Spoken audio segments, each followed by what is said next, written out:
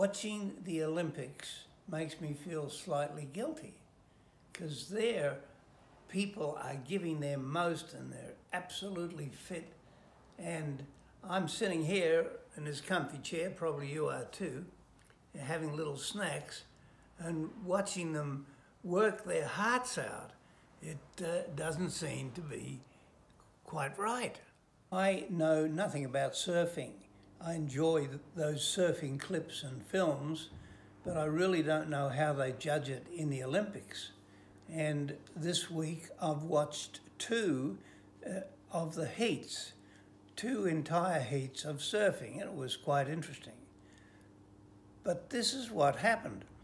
In both the heats that I watched, there was a famous surfer, not famous to me, but well known in the surfing world, and a person who was just an up-and-coming. And in both cases, the up-and-coming person won the heat and eliminated the famous surfer. So how did that happen? Well, it went like this. The waves weren't very big, and the up-and-coming person got in there and surfed the number of times they're supposed to, and they didn't do anything really spectacular, but they did a very good job. But the famous surfers, now this is what got me, they apparently were waiting for a big wave. So there's a time limit on this event, and they waited and waited because they weren't going to take these little in-between size waves. They wanted a really big one, and they waited and waited, and in the end they ran out of time. The hooter went, and they had lost because they were sitting there waiting for the big wave, and they weren't going to use the little waves as their competitors had. Those two events reminded me of life, my life, maybe of your life, because there it is, we're waiting for something big and wonderful to happen. And in the meantime, we're just waiting.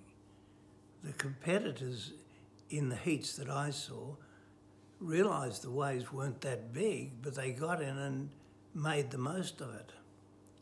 This business of waiting for the big event can take away the power of today, the importance of today.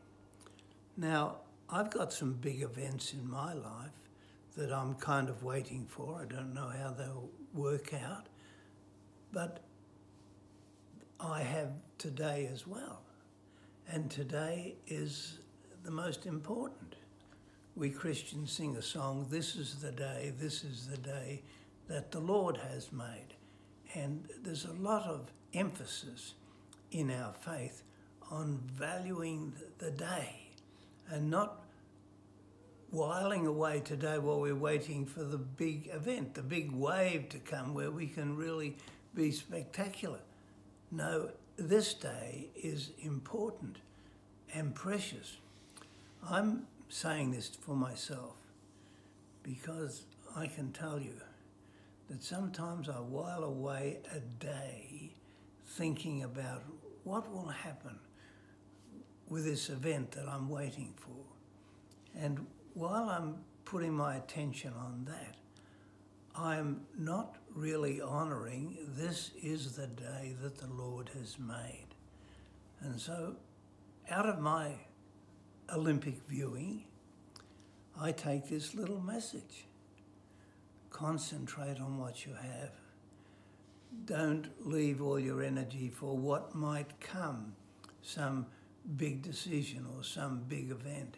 It might come or it might not.